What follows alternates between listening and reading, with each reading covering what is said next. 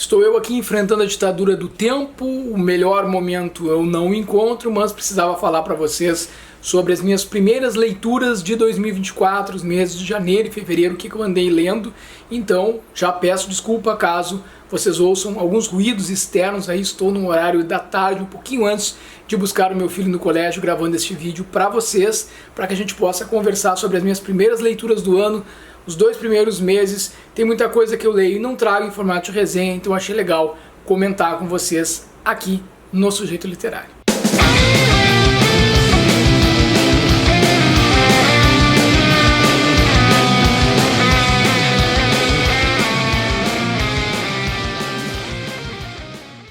E eu já começo te falando da minha primeira leitura do ano, o louco, o gênio Antonin Artaud, que era um dramaturgo, um escritor francês, e que neste livro aqui, que vem na coleção Rebeldes e Malditos da LPM Editores, nós temos quase que uma reunião dos seus principais escritos, são trechos dos seus livros. Claro que a gente pode falar que é um livro introdutório à obra deste autor este que foi vinculado ao surrealismo, acabou se afastando deste movimento quando identificou que havia uma certa burocratização por dentro do movimento, da própria cultura, uma forma de tentar hierarquizar colocar algumas regras, algo que ele era totalmente avesso, um anarquista, o Antonin Artaud. Então ele viu uma partidarização do movimento por parte de alguns intelectuais comunistas e rompeu pela esquerda, rompeu pela sua vertente anarquista com aqueles que ele considerava burocratas do fazer artístico, né? E aí ele vai aqui expressar toda a sua genialidade, que é também colocada muitas vezes de forma escatológica em relação à sua experiência de vida, porque ele não só falava a respeito de diversos assuntos que dizem respeito à arte, à política, mas também vivenciava isso na sua essência. Esteve internado mais de uma vez em hospitais psiquiátricos e ele escreve cartas para diretores do manicômio, para o Papa, para Dalai Lama.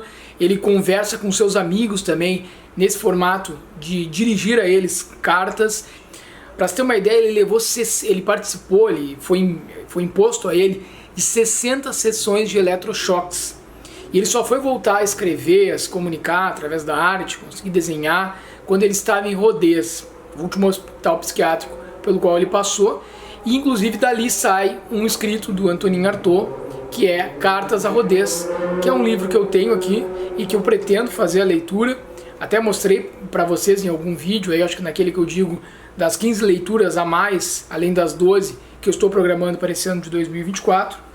Então os escritos de Antonin Artaud é um grito por uma liberdade artística, intelectual, humana, e que realmente deixa marcas em quem vai se dedicar a fazer essa leitura.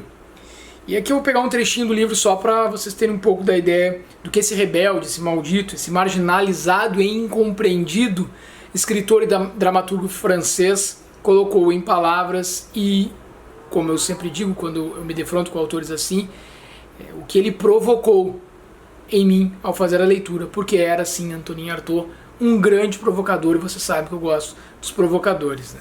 Ele dizia assim: e o que é um autêntico louco? É um homem que preferiu ficar louco no sentido socialmente aceito, em vez de trair uma determinada ideia superior de honra humana. Assim, a sociedade mandou estrangular em seus manicômios todos aqueles dos quais queria desembaraçar-se ou defender-se, porque se recusavam a ser seus cúmplices em algumas imensas sujeiras. Pois um louco é também um homem que a sociedade não quer ouvir e que é impedido de anunciar certas verdades intoleráveis. E é isso que ele faz nesta espécie de antologia aqui, nesse processo introdutório à sua obra, um texto que foi organizado e traduzido pelo Cláudio Viller. Então tem notas também aqui falando a respeito das suas obras. É uma boa porta de entrada, um ponto de partida para quem quer conhecer, para quem nunca ouviu falar e se interessou de repente a partir do que eu estou colocando para vocês. E é realmente um livro bastante interessante. E o segundo livro lido neste ano de 2024 foi o livro Tempo, Poemas de uma Vida Esquecida, da escritora Gabriela Marra. Ela que, se não me engano, é carioca, mas vive aqui em Pelotas, no Rio Grande do Sul, onde é a minha terra também. E a Gabriela, eu acabei descobrindo o seu trabalho através do Instagram. Vejam como são as coisas. Estava eu lá lendo algumas coisas e aparecia recorrentemente para mim os poemas da Gabriela, e a gente nem tinha o contato ali, eu não conhecia a autora, mas temos vários contatos em comum e acredito que por estas questões aí de algoritmos acabou chegando até o meu perfil, então, alguns dos poemas da Gabriela, e eu me encantei bastante. Fui gostando de um, fui gostando de dois, fui gostando de vários, e notei que ela é uma grande provocadora também, e alguém que fala do íntimo da natureza humana, da nossa essência, das nossas raízes, daquilo que é efêmero, que é passageiro, daquilo que é a vida. E a Gabriela me tocou de uma forma muito especial aqui. Primeiro porque eu gosto dessa temática que trata do tempo. Segundo porque eu gosto destas temáticas que tratam de questões relacionadas à natureza, que falam sobre a água, por exemplo, este elemento tão vital para todos nós seres humanos, e da forma especial com a qual a Gabriela se refere a estes incríveis poemas que ela traz aqui, como uma forma de materializar sentimentos e organizar e de forma concisa dizer o que a gente muitas vezes tem vontade de dizer e não consegue. O livro é dividido em 7 partes, então começa com Águas do Tempo, Minhas Águas, Outras Águas, Morada Salgada, Miudezas Marinhas, Mar de Amar e Além Mar.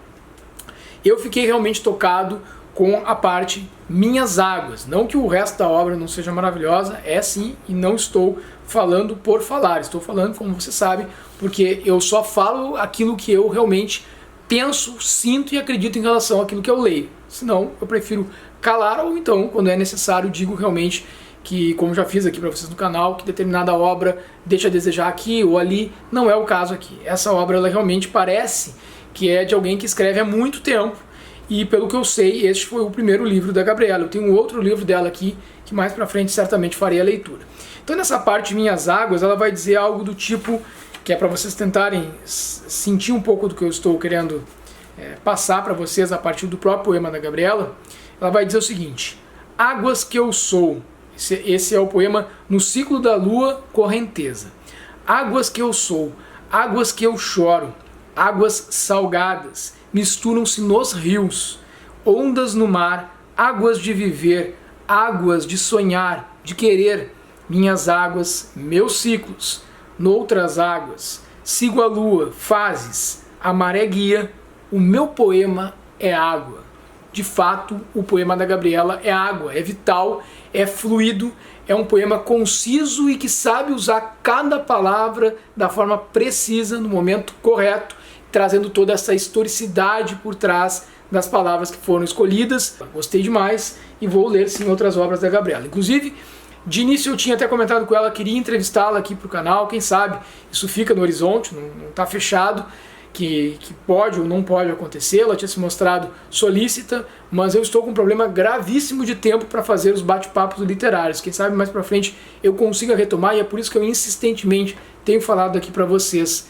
Quem tiver a possibilidade, torne-se membro do canal do Sujeito Literário, porque eu quero expandir o conteúdo, quero achar mais tempo para que eu possa estar aqui e de forma mais contínua, com produção muito maior, em termos de quantidade, também de qualidade, sempre querendo melhorar. Isso só vai ser possível se eu conseguir viabilizar realmente esse canal, e hoje então não é possível, porque eu estava abrindo espaço ali na minha agenda aos finais de semana, e isso eu não consigo, pelo menos nesse momento, fazer mais, porque tem prioridade também para o meu filhinho, para o Luquinhas, e isso eu não vou abrir mão. Dando sequência aqui então, o terceiro livro lido no ano de 2024, Onde os Velhos Não Têm Vez, de Cormac McCarthy. Livro esse que saiu numa publicação recentemente pela Alfaguara, uma nova edição, estava fora de estoque, então para ti que ainda não teve a oportunidade de fazer a leitura, é uma grande chance, é um grande livro, e é um livro que eu gostei demais. Então vocês estão vendo que eu acertei bastante nas minhas escolhas, né?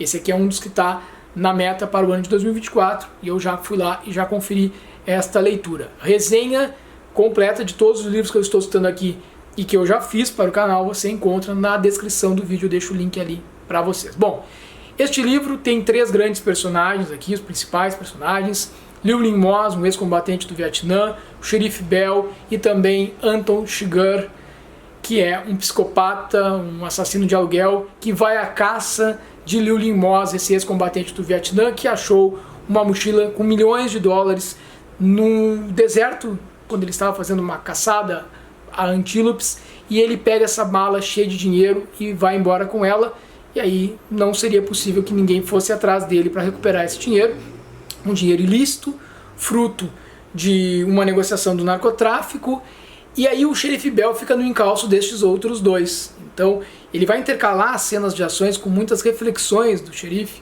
sobre a guerra, a violência, as drogas e tudo que diz respeito à vida também, a busca pelo prazer, por se situar no mundo, pelas regras, a lei, onde que a gente consegue enquadrar cada um desses aspectos, o que é certo, o que é errado, e ele traz essas reflexões em meio a uma narrativa que é de tirar o fôlego quando está Anton Chigurh perseguindo o Llewellyn Moss e também a companheira do Llewellyn Moss, que tem que acabar se refugiando, porque os dois ficam sendo perseguidos nessa busca desenfreada desse assassino de aluguel para recuperar esse dinheiro oriundo do narcotráfico.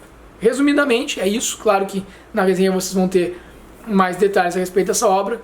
Já falo mais uma vez aqui, gostei demais de fazer a leitura deste livraço do Cormac McCarthy.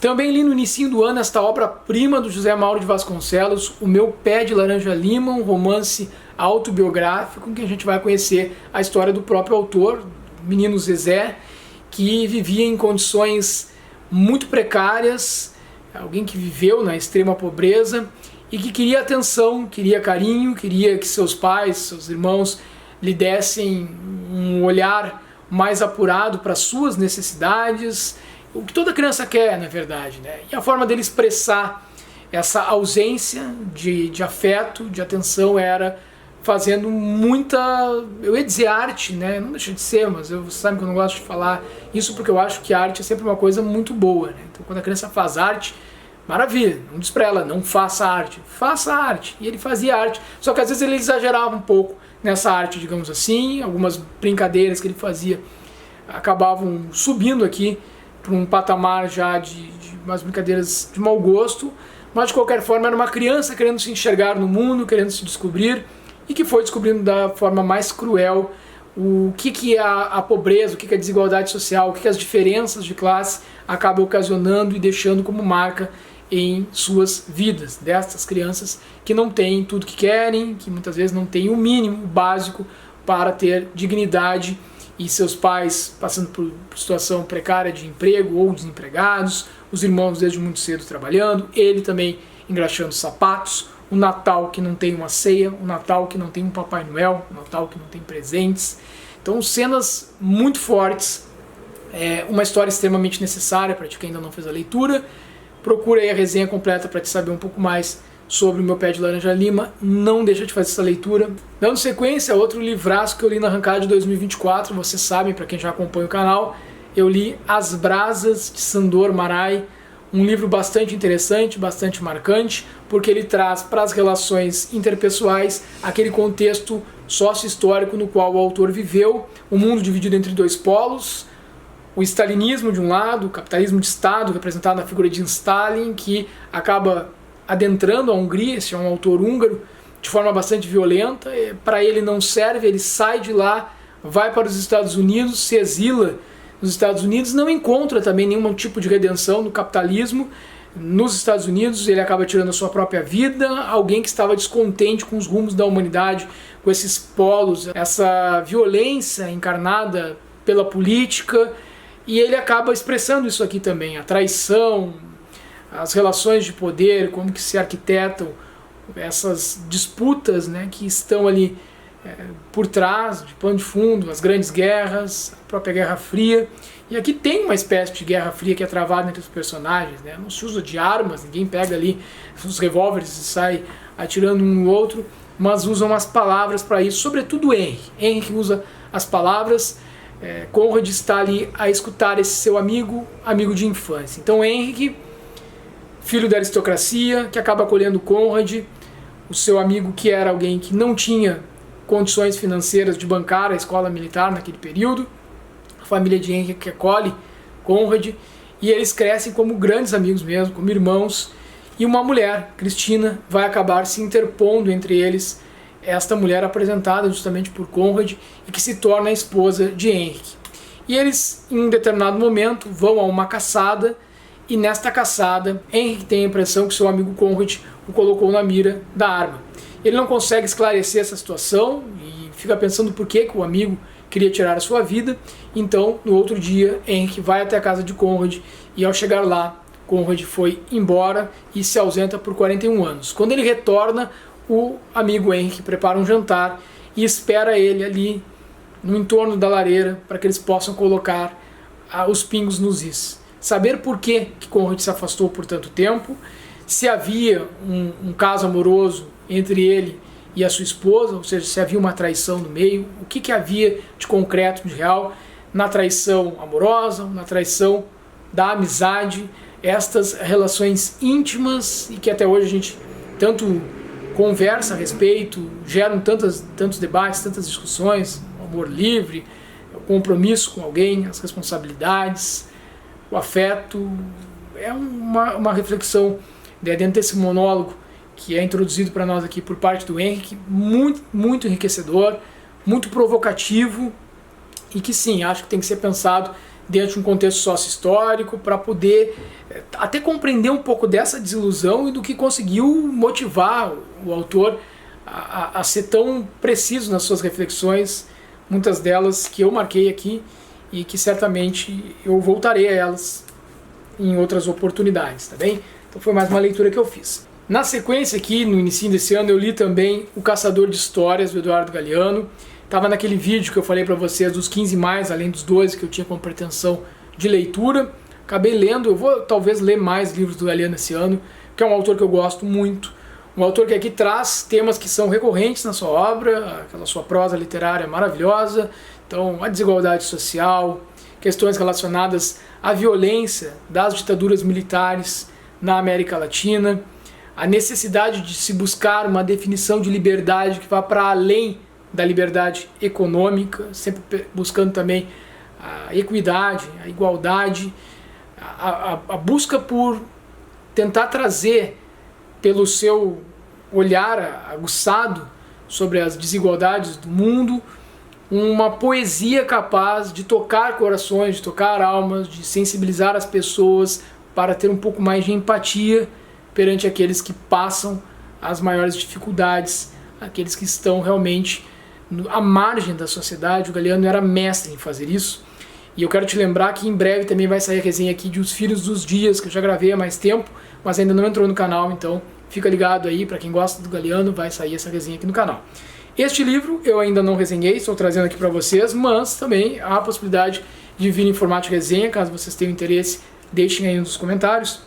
O que eu quero falar só para sintetizar um pouco dessa obra. Então tem tudo que denota o que é de fato a prosa poética do Galeano, com seus temas recorrentes, porém tem 3 partes muito interessantes ao final, que isso sim modifica dentro daquilo tudo que eu já li da obra do Galeano, que é os contos contam, prontuário e quis, quero e quisera. São as 3 últimas partes, ele divide isso. Então os contos que contam, acho que é assim, até posso olhar mais em detalhes, eu estou falando de memória aqui para vocês, vou folhear aqui, mas essa parte que diz os contos contam, é exatamente isso, ó, tenho aqui, ela traz um resumo, um apanhado de toda a obra do Galeano, de personagens, elementos que ele vai construindo, ele faz referência a esses outros livros, o que é muito interessante. Então talvez começar, para quem nunca leu o Galeano, por aqui.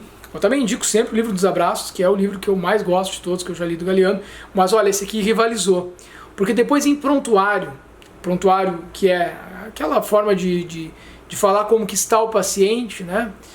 E depois em quis, quero, quisera, que é a sua despedida, seus textos derradeiros desta vida, porque certamente Galeano é eterno e ele de alguma forma sempre vai estar iluminando nossos corações, as nossas mentes. Suas palavras, elas são como sementes mesmo. Galeano está a germinar, ele não morreu e com ele foi-se a sua obra, como muita gente às vezes quer enterrar alguns autores, algumas ideias. Suas ideias continuam sim ali vivas, germinando. E ao final assim é realmente tocante. Eu me emocionei também com as palavras do Eric Nepomuceno, que é o tradutor oficial da obra do Galiano. Eu tenho alguns livros do Nepomuceno aqui em casa também, não fiz a leitura, tenho muita curiosidade de ler livros de autoria do Éric Nepomuceno. Não sei se alguém aí que está assistindo esse vídeo já leu algum livro dele, quiser falar a respeito. Mas ele diz assim, o Galiano, ao final, e com isso eu encerro pelo menos por hoje a nossa conversa aqui sobre o Galiano, senão a coisa vai longe. Última porta. Desde que se deitou pela última vez, Guma Munhoz não quis mais se levantar. Nem mesmo abriu os olhos. Num de seus raros despertares, Guma reconheceu a filha, que apertava sua mão para dar serenidade ao seu sono. Então falou, ou melhor, murmurou. Que esquisito, não é? A morte me dava medo. Não dá mais. Agora me dá curiosidade. Como será? E perguntando como será, se deixou ir, morte adentro. Então o Galiano faz com que a gente se deixe levar aqui por essas palavras, que a gente compreenda que o tempo, o destino, eles vão sendo traçados, mas eles vão sendo traçados dentro do nosso protagonismo histórico, dentro daquelas condições materiais com as quais vamos nos defrontando ao longo de nossa existência. Livraço, hein? Eduardo Galiano, sempre vai ser uma boa pedida. Li também o livro Margarida Larroque, A Ilha dos Demônios, da Diná Silveira de Queiroz, livro publicado em 1949, se não estou enganado, saiu pela editora Instante. Eu há bastante tempo queria ter contato com essa obra. É um livro que tem uma pegada do realismo mágico, ele dialoga com elementos do universo mítico, folclórico, mas que ele traz também bastante da realidade social, das normativas sociais, da imposição de castigos às mulheres, sempre muito mais cruéis, de culpabilização da mulher do que aos homens, né?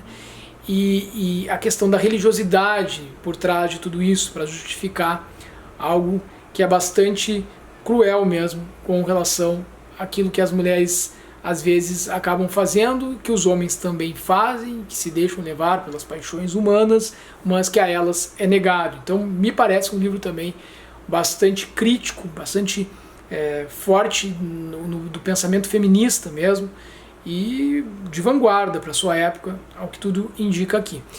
Um livro onde a gente tem a história, a gente vai acompanhar a história desta mulher, Margarida Larroque, que vai estar ali em tom de recordação, contando suas memórias a um padre, uma confissão ela vai fazer a ele sobre algo que aconteceu de extraordinário em sua vida, que é ter ficado em uma ilha, ter sido jogada nesta ilha, a Ilha dos Demônios, com o seu amante, porque ela havia casado muito cedo, o seu marido havia saído numa navegação, numa viagem, um cristiano, e ele jamais teria voltado. Então ela decide ir atrás dele, vai na embarcação do seu primo e lá ela acaba descobrindo um novo amor, se relaciona com este outro homem e ele se torna amante dela. E ela havia embarcado junto da sua aia, que a acompanha desde criança. Quando ela está nesta embarcação e eles são descobertos, nesse caso amoroso, o primo, como punição, ele não mata nenhum dos dois. Ele deixa os dois na Ilha dos Demônios para que Deus pudesse decidir o futuro destas pessoas, e a aia lá também é jogada.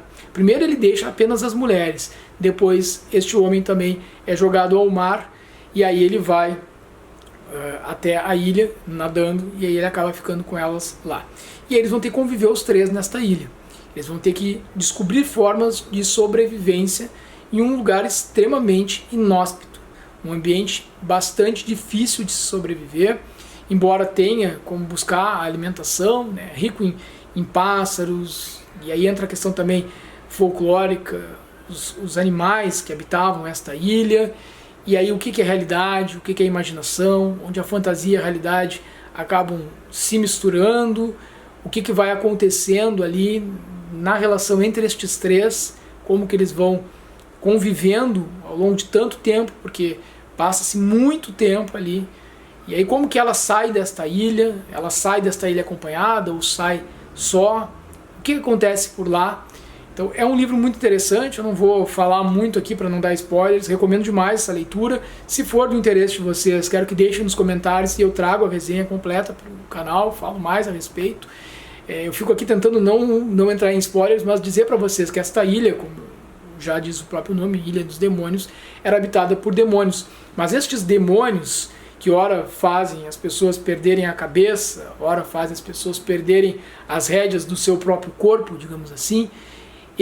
Eu li aqui, acho que essa é a ideia também, provocam reflexões filosóficas muito interessantes e psicológicas mesmo. A construção psicológica desses personagens é muito bem feita, porque todos nós estamos de alguma forma cercados por demônios e construindo as nossas próprias ilhas, mesmo que estejamos em terra firme aqui e convivendo com os demais, com os nossos pares, né? Então é um baita livro, gente, um livraço também, e eu posso vir a falar mais dele então para vocês, só que eu não sei se eu não vou acabar trazendo spoilers caso eu venha comentar. Falando agora então dos dois últimos livros que eu li nessa arrancada de 2024, Incidente em Antares, de Érico Veríssimo, é um destes livros, um livraço, um livro que eu gostei demais, um livro que eu já fiz a resenha para o canal, tá na descrição, pode acompanhar a resenha na íntegra, mas que eu quero deixar aqui, antes de falar um pouquinho para vocês que não viram a resenha ainda, ou vão ver apenas esta breve resenha que farei aqui agora, mandar um abração para o Leonardo Natal, que me fez uma ressalva, e com toda razão, de que este livro, eu não chego a falar isso na resenha, é um livro também carregado de um bom humor, que é característico, acredito eu, desse texto do Érico Veríssimo. Eu vou acompanhar isso em outras obras dele que eu não li ainda, mas pretendo ler, mas já havia ouvido falar que é um escritor que consegue tratar de um tema tão pesado como o que ele trata aqui, que é essa história política do país, envolta em autoritarismo, tortura, violência, mas de modo leve, porque ele tem tiradas de humor sensacionais ao longo de toda a obra. É uma obra que pega um contexto real da história do país, desde 1889, com a proclamação da República, passando pela revolta da Degola, no Rio Grande do Sul, na disputa entre Pica-Paus e Maragatos, né, entre os federalistas e os republicanos, vai se estendendo em 23, na Revolução também aqui no Rio Grande do Sul, Revolução de 23, abarca Estado Novo e o golpe militar de 64. Ele busca elementos já pós-golpe, embora a obra vá até 63 para incorporar na narrativa e tratar da questão da censura, da questão da própria tortura que foi cometida não só no Estado Novo, mas também durante a ditadura militar, das relações espúrias entre as elites locais, e aqui estamos falando de duas grandes famílias, os Campos Largos e os Vacarianos, que de início faziam oposição uns aos outros, mas que por uma artimanha onde um personagem real é colocado na narrativa, que é o Getúlio Vargas, acabam fazendo um acordo político para disputar a nível nacional os poderes do nosso país, já que naquele contexto em que há essa aliança entre federalistas e republicanos no Rio Grande do Sul, o que vigorava no país era a República Café com Leite, ou seja, Minas Gerais e São Paulo nessa alternância de poder. Então tem esse cunho histórico por trás, acho importante, são citadas várias figuras da história política, sobretudo do Rio Grande do Sul, como o Borges de Medeiros, como Gaspar Silveira Martins, como Júlio de Castilhos. Então, assim, é importante, sim, penso eu, ter um breve contato com esses aspectos históricos, com esses personagens, para poder entender um pouco mais daquilo que até nas tiradas de humor se apresenta na narrativa do Érico Veríssimo. Outra coisa que o Leonardo chamou a atenção e que eu quero aproveitar para falar agora, já que estou falando de novo do livro, é a questão de que o próprio Érico Veríssimo é citado na obra. Então, que é algo que eu tinha anotado para falar e esqueci, porque eu vi isso um pouco parecido com alguns elementos que são utilizados no próprio Don Quixote também, do Miguel de Cervantes, onde a gente tem um personagem que é aquele que estaria narrando a história, que é um personagem arábico, né, que é o autor das façanhas, o cara que escreve a história de Don Quixote de La Mancha, que na verdade quem estava por trás era o próprio Miguel de Cervantes, mas ele cria um personagem que é um personagem narrador e que acaba sendo incorporado à história. Então tem essas linguagens assim que eu identifiquei também algumas questões de similitude, né, histórias dentro da história também que são narradas. Enfim, é um livro maravilhoso. É um livro fantástico por essa estrutura narrativa, por esse contexto, esse pano de fundo denso, histórico, real do nosso país e do Rio Grande do Sul, e pela capacidade de inserir neste contexto uma história de zumbis, mas não uma história boba de zumbis, zumbis como de fato eles seriam se eles existissem, se eles saíssem de seus túmulos e fossem ao coreto da praça da cidade essa fictícia, Antares, que ficaria ali próximo a São Borja, aqui no meu estado, no Rio Grande do Sul, nas margens do Rio Uruguai, e esses 7 mortos que se levantam e vão até o coreto da praça exigir que sejam sepultados dignamente, pois estão sendo impedidos de serem sepultados, porque há uma greve geral na cidade da qual os coveiros fazem parte, e aí não há, nesse impasse, uma solução por parte do poder público, dos empresários que não querem ceder, nem os grevistas que também não querem ceder. Então fica que estes mortos acabam também eles assumindo a sua classe, a classe dos mortos. Depois que morrem, já não importa mais se ali está gente da aristocracia local, né? uma das grandes matriarcas de Antares, e tudo aquilo que ela representou em vida, agora ela é igual ao bêbado, à prostituta, ao preso político, a todos aqueles outros que ali estão. Todos pertencem à classe dos mortos. Isso me chamou muito a atenção, e é a partir deste olhar, daquilo que precisa ser dito, mas que talvez só possa ser visto por aqueles que já não estão mais aqui em carne e osso, que as verdades serão expostas, e que, ao expor as verdades, a sociedade será desnudada. Que livro maravilhoso! Então, vocês estão vendo o quanto eu gostei dessa obra, e provavelmente ela vai aparecer no final do ano entre as minhas 10 melhores leituras. E eu vou encerrar falando do último livro que li, pelo menos o último lido antes de eu gravar esse vídeo, que foi a Antologia Poética do Manuel Bandeira, que saiu pela Global Editora. Um livro que reúne aqui poemas, né, que estão contidos em livros como A Cinza das Horas, Libertinagem, Estrela da Manhã, Estrela da Tarde. Vários dos seus livros. É uma seleção muito interessante mesmo. E foi uma forma de eu ler de forma contínua este autor, já que eu sempre leio poemas de forma bastante esparsa, assim. E me chamou muita atenção porque este é considerado o maior poeta lírico do século XX brasileiro, e ele é um autor que tem uma curiosidade em relação à sua vida, né, aos 18 anos de idade, ter sido dado como desenganado pelos médicos e ter vivido até os 82 anos, não lutando de forma a se degladiar com a doença, né, ele sofria de tuberculose, mas acolher esta doença, acolher as suas dores e transformar isso em poesia, dialogar com essa questão da finitude da vida de uma forma belíssima, acho que assim, realmente inesquecível. Inclusive eu preparei um dos seus textos aqui para encerrar o vídeo de hoje, e que é justamente seu título, Preparação para a Morte. A vida é um milagre. Cada flor com sua forma, sua cor, seu aroma. Cada flor é um milagre. Cada pássaro com sua plumagem, seu voo, seu canto. Cada pássaro é um milagre. O espaço, infinito. O espaço é um milagre. O tempo, infinito. O tempo é um milagre. A memória é um milagre. A consciência é um milagre. Tudo é milagre. Tudo menos a morte.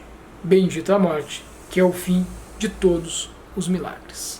Então, com o Manuel Bandeira, com mais esta dica de livro para vocês, das minhas primeiras leituras do ano de 2024, eu encerro este vídeo, espero que tenhas gostado, tá certo? Um grande abraço, até a próxima, tchau, tchau.